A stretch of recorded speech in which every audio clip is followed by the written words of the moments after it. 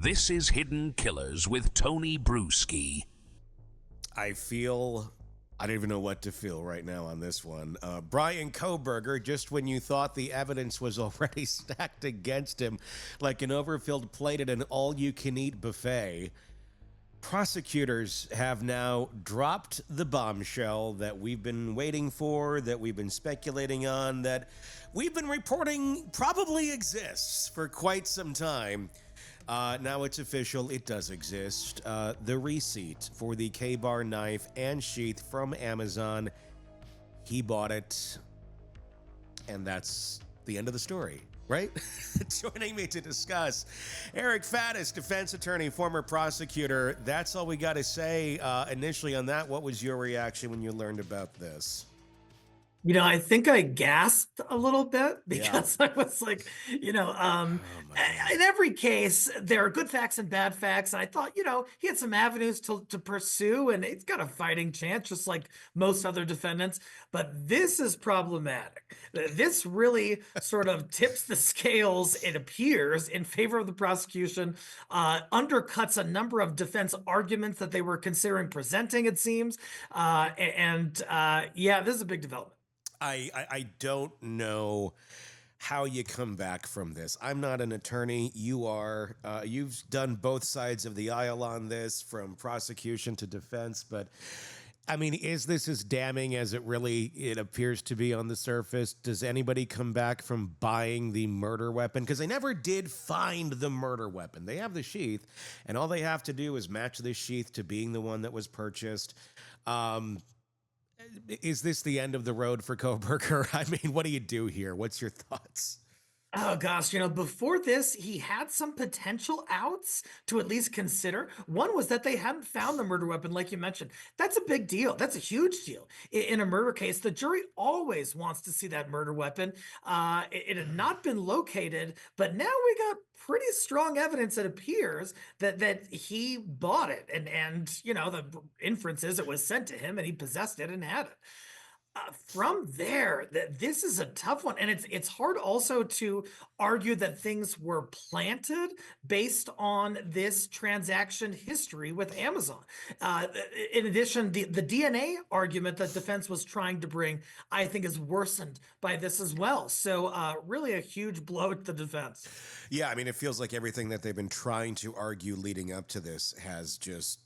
it blows it out of the water. I mean, and even taking a look at that, let's say that they actually did get some of their motions granted, which they did not, obviously.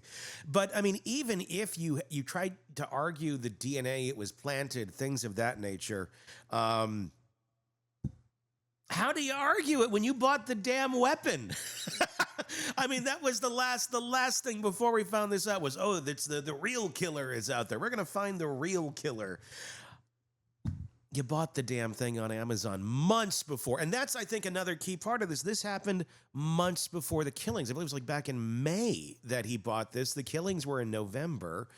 That shows quite a bit of planning, and especially if we look back at his history of where he was driving around when he likes to look at the stars at night and, stalk girls in college at their homes.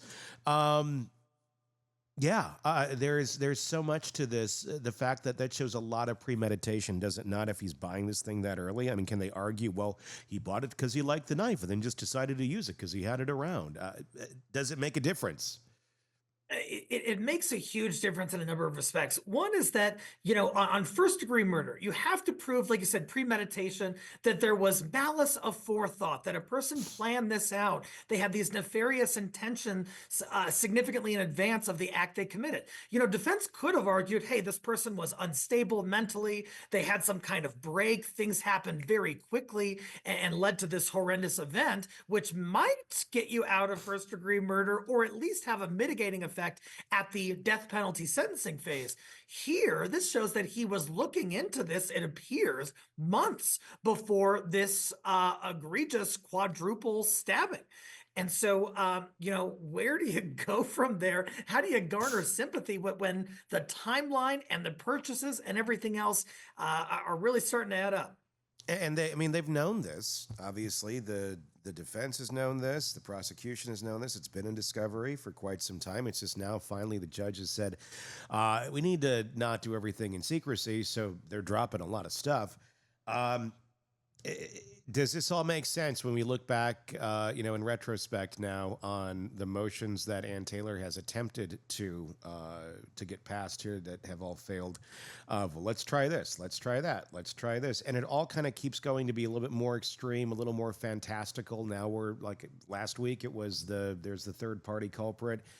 Are we at the end of the road of attempts now? I mean, does it show, just as we were kind of contemplating, it seems like it's getting desperate. Is this why it was getting so desperate? Arguments about planting evidence are always kind of a Hail Mary. It appears, based on, what we know, that it doesn't happen very often at all. It does happen sometimes. But you're making this huge accusation that police planted this stuff to sort of tip the scales in favor of the prosecution. How in the world do you argue that this was planted now when you have receipts for buying it months before it's located at the scene of this quadruple murder? I just think that we're getting sort of to the end of the road in terms of outs that the defense can possibly present.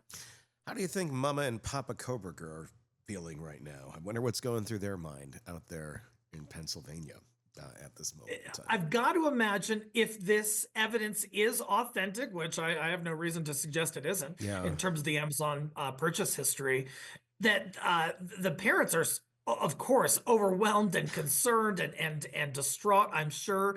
The father had some significant involvement in the aftermath in terms of driving Kohberger across the country. What did the father learn during that time? What did he know? And what acts did he take after receiving that knowledge? That's something that the government could be looking into.